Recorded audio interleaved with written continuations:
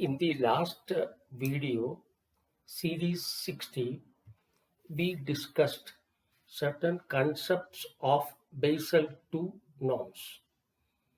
We discussed the asset netting, haircut, capital for unutilized limit, and we also discussed the Basel II internal rating based approach, which is divided into foundation internal rating based approach and advanced internal rating based approach.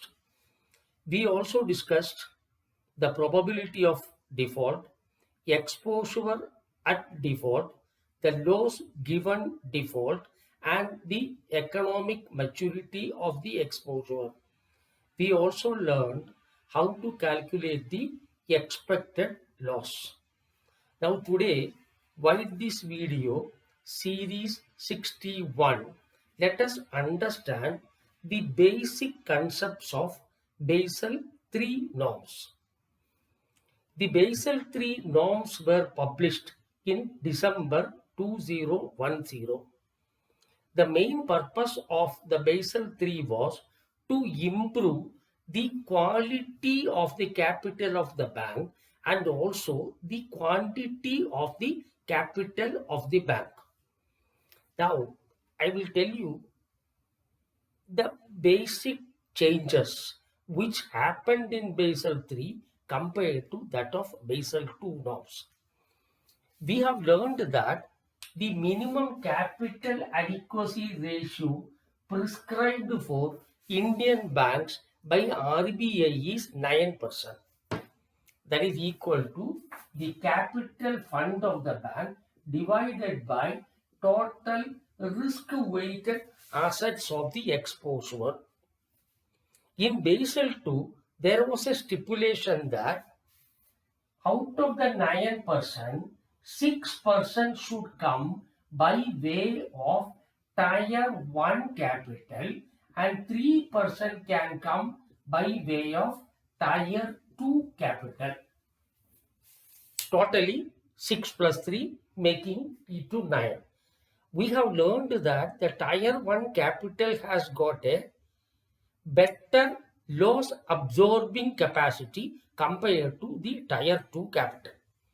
Now, having understood this, let us move on to the Basel III norms.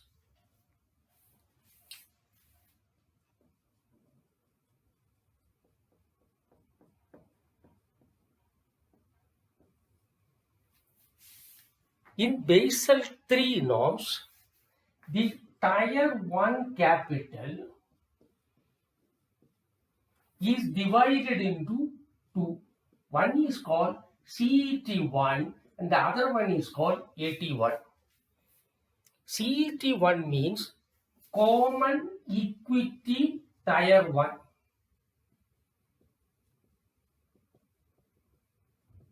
And this is known as Additional Tier 1. There is no change in the Tier 2 capital. Now, one basic difference is the Tier 1 capital which was prescribed in Basel II have been divided into CET1 and AT1.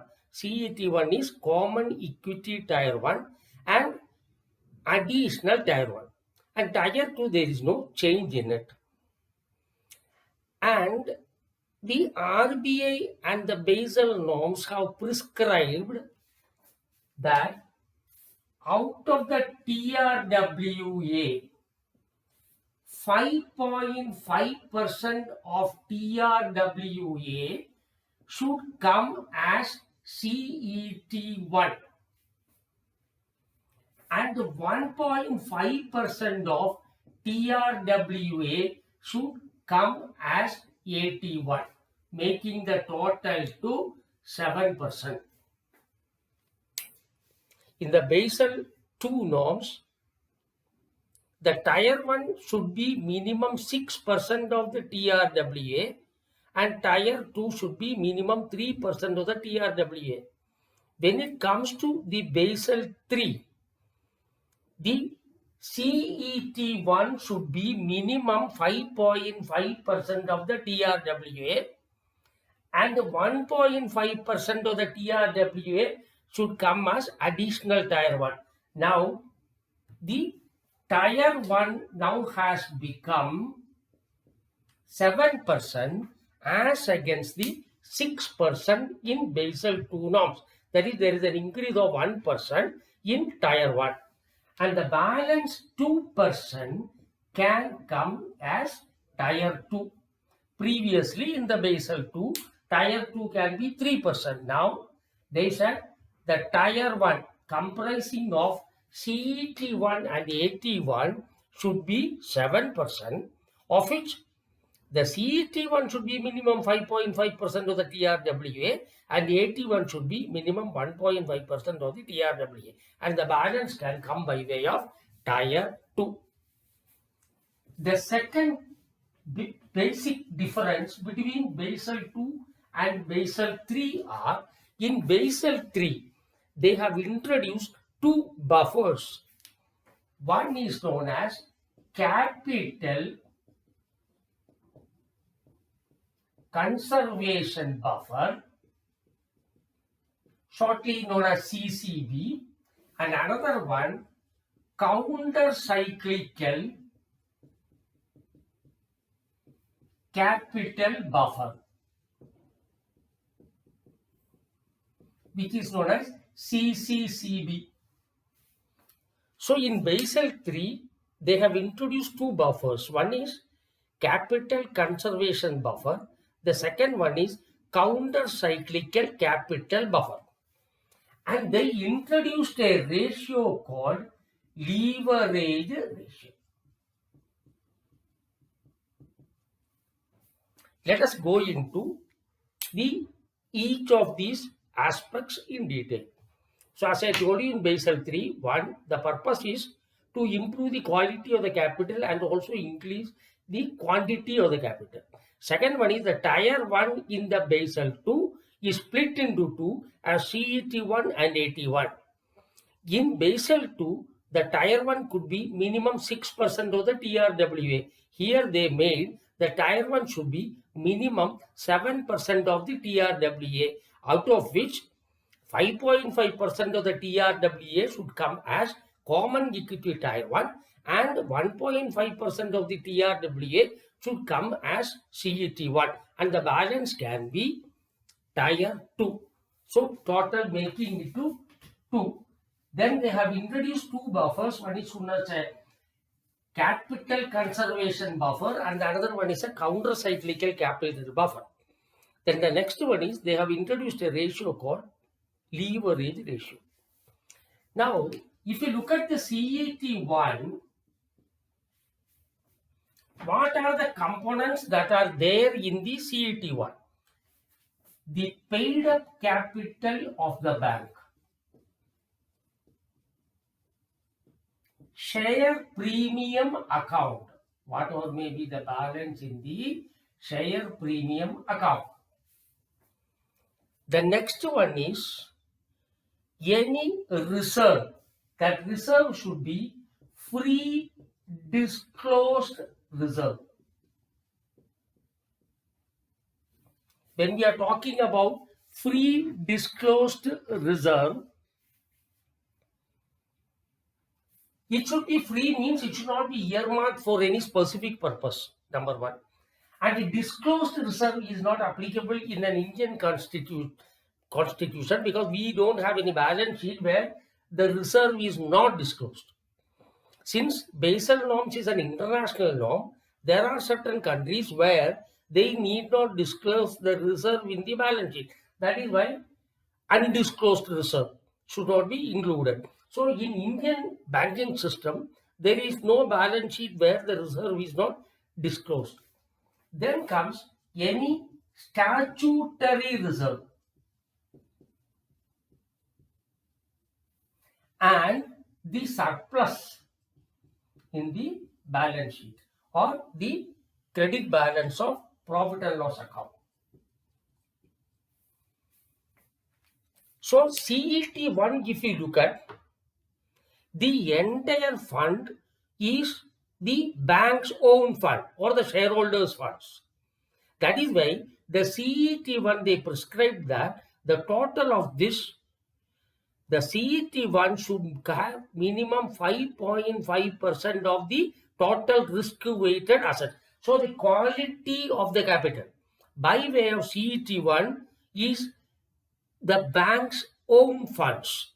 From this, you have to deduct any intangible assets, any debit balance, that is, any accumulated losses, etc., should be deducted from the sum total of this to arrive at the common equity tier 1.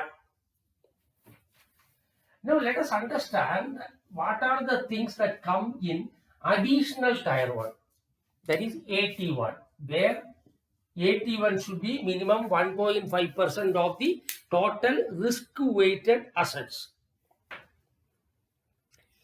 The banks are permitted to raise funds from the market by floating certain instruments.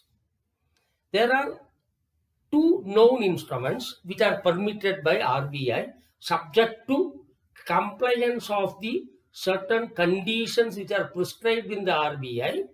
The banks are permitted to float these instruments in the market to raise capital, which they known as capital fund. You please understand there is a difference between capital and capital fund. Capital means the bank's own money, which we talked about CET1. Whereas the capital fund includes capital plus some funds raised through floating certain specific instruments. So when you come to the AT1, there are two main things. One is known as PNCPS and another one is any debt instrument. These instruments should satisfy and comply with the conditions prescribed by the regulator to be included in capital fund. PNCPS means perpetual, non-cumulative preference shares. Perpetual means it doesn't have a redemption date. It will continue forever. And non-cumulative means you cannot claim the unpaid dividend of the previous years. And it should be preference shares. So the preference shares is nothing but a hybrid debt instrument because it has got the capacity of a debt as well as that of an equity. Why it is called equity? It can be traded in the market. So it can be called as an equity, and it has got a debt instrument because it gets a fixed interest. That is why any perpetual non-cumulative preference shares issued by the bank for the purpose of raising the capital can be included in tier AT1, additional tier 1. And the second one is any debt instrument. One example for this is IPD, Innovative Perpetual Debt Instruments. Any bank which has raised the funds from the market by issuing these instruments, they can be included in additional tier 1. So naturally, compared to CET1, the quality of AT1 is slightly less. It has got a less shock or loss absorbing capacity. Now the AT1 should be minimum 1.5% of the total TRWA. Now let us understand the tier 2 capital.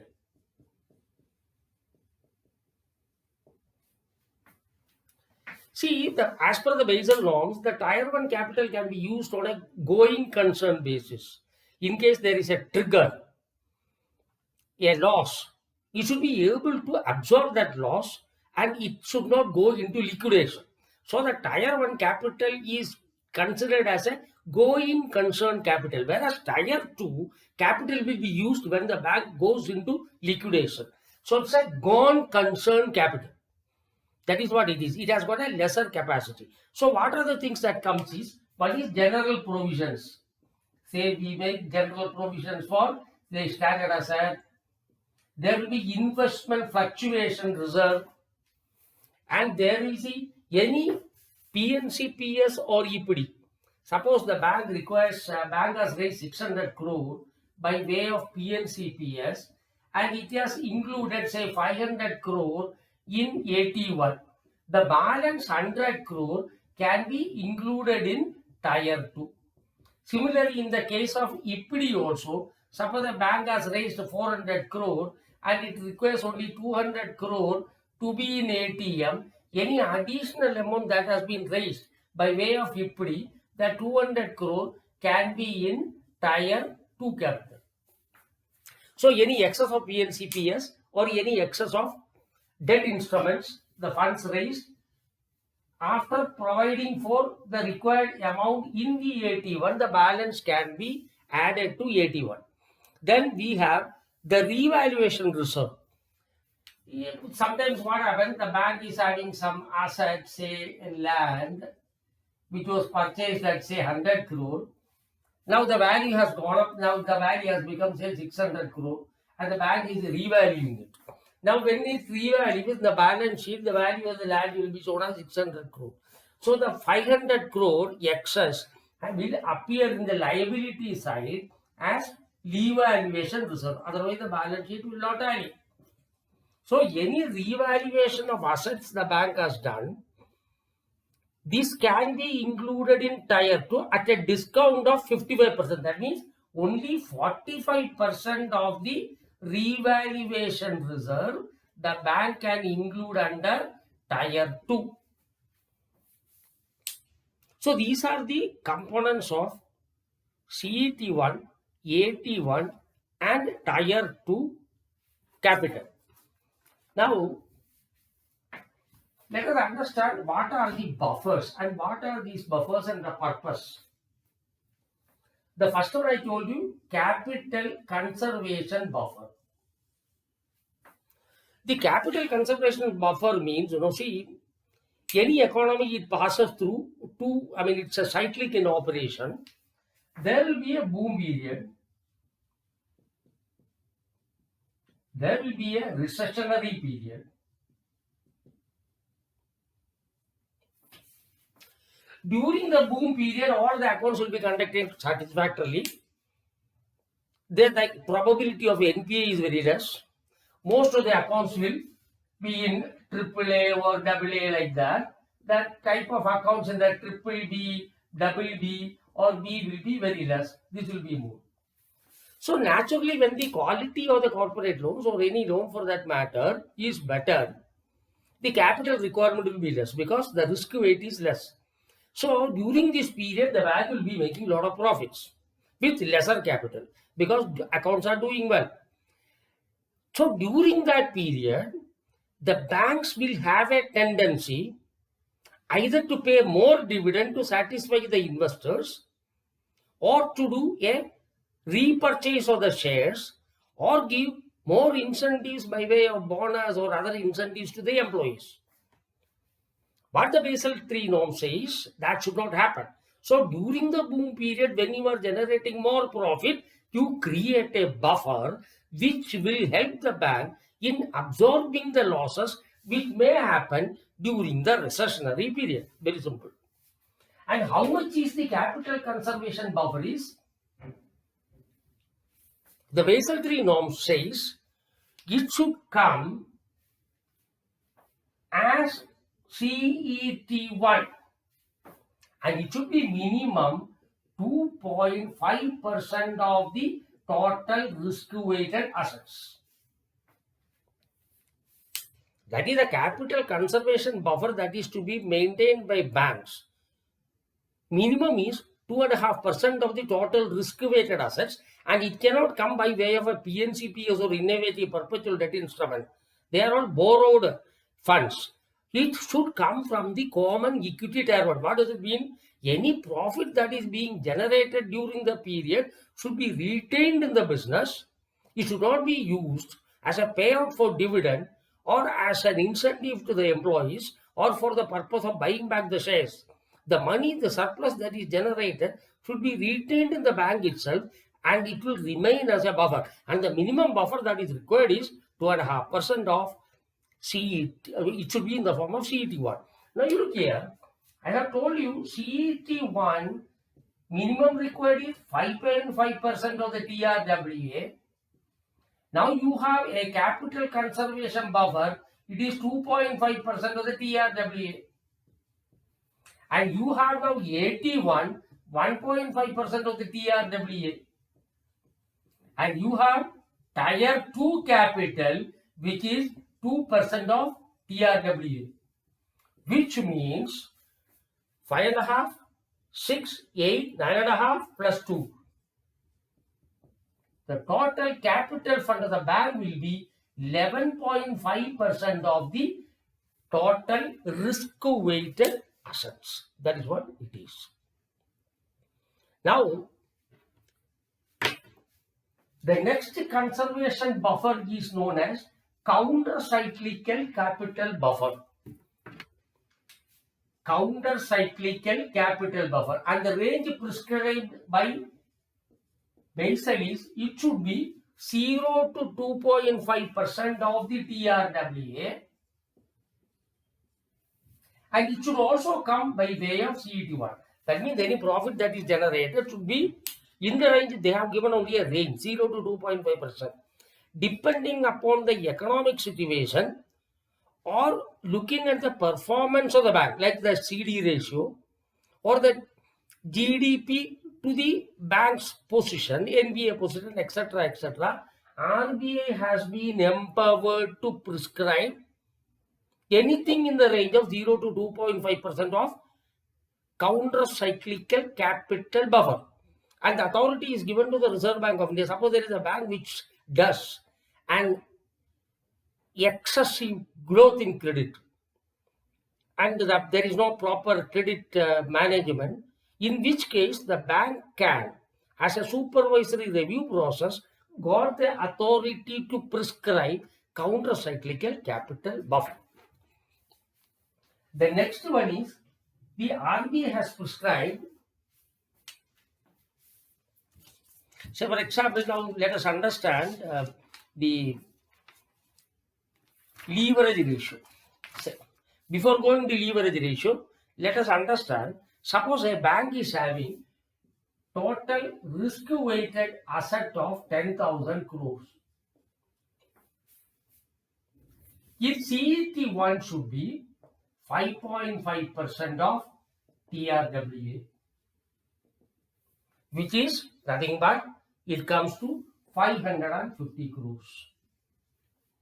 It should have an AT1 which is 1.5% of the TRWA.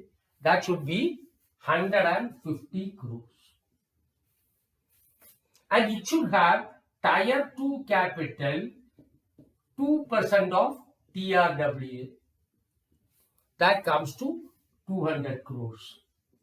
The bank should have 900 crore as capital if the total risk-weighted assets is 10,000 crore. In addition to that, they have to maintain 2.5% of TRWA as capital conservation buffer. That 2.5% means 550 into 2.5 divided by 100.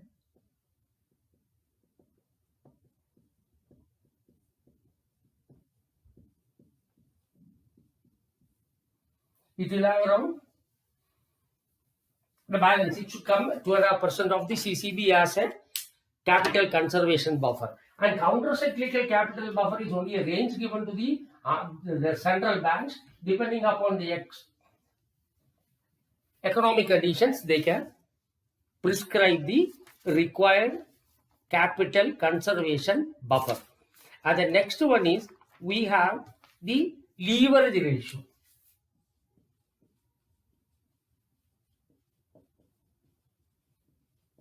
Though internationally the Basel III norms says 3% as leverage ratio, our RBI, the central bank, has prescribed that as 4.5%. I'll just explain to you what is meant by the leverage ratio. Leverage ratio says normally what we do, suppose there is a AAA rated account having an exposure of say 1000 crores. Say it is a fund based limit. The capital adequacy that is required is I do risk weight it, say 1000, because it is a AAA 20%. So the risk weighted asset is 200 crores. Then 200 crore into 9%. So 18 crore is what is required as a capital fund. 18 crore is what is required as a capital fund. And out of this 9%, 6%, that is 6% of this, 12 crore has to come as tier 1 and 6 crore has to come as tier 2, making the total to 18 crores. Now the leverage ratio says without risk weighting, that is without risk weighting, the capital measure to the exposure measure should be 4.5. Capital fund, when I say, they are including in the leverage ratio tier 1 for the percent. And they may convert this into CET1 later on. Now you look here, I am taking the same one. My exposure is 1000. I should not risk weight it. Without risk weighting, 4.5%. That means my tier 1 capital should be 45 crores as against 12 crore in this case. The main difference is here when I have taken the exposure, I have not applied the risk weight. Without applying the risk weight, the tier 1 capital, that is CET1 plus AT1 should be minimum 45 crore. And the Basel norm suggests that tomorrow this tier 1 requirement may be shifted as CET1, in which case the improvement in further quality of the capital, that the bank's own fund should be 4.5% of the exposure without risk weighting. So these are the basic changes which has happened in Basel III norms compared to Basel II. So let us go back to the Basel III norms once again to summarize.